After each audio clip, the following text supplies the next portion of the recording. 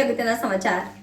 રાષ્ટ્રપતિ શ્રીમતી દ્રૌપદી મુર્મુજીએ ભારતીય જનતા પાર્ટીના સહસ્થાપક તથા પૂર્વ નાયબ પ્રધાનમંત્રી શ્રી લાલકૃષ્ણ અડવાણીજીને ભારત રત્નથી સન્માનિત કર્યા। આ પ્રસંગે માનનીય વડાપ્રધાન નરેન્દ્ર મોદી ઉપસ્થિત રહ્યા। રિપોર્ટર હિમાંશુ વ્યાસ, NN ન્યૂઝ વડોદરા। દર્શક મિત્રો, તમારી આસપાસ બની રહેલી અવનવી ઘટનાઓ વિશે જાણવા માટે NN ન્યૂઝને લાઇક કરો, શેર કરો, સબસ્ક્રાઇબ કરો અને બેલ આઇકન પ્રેસ કરો, જેથી આપને નોટિફિકેશન્સ મળતી રહે।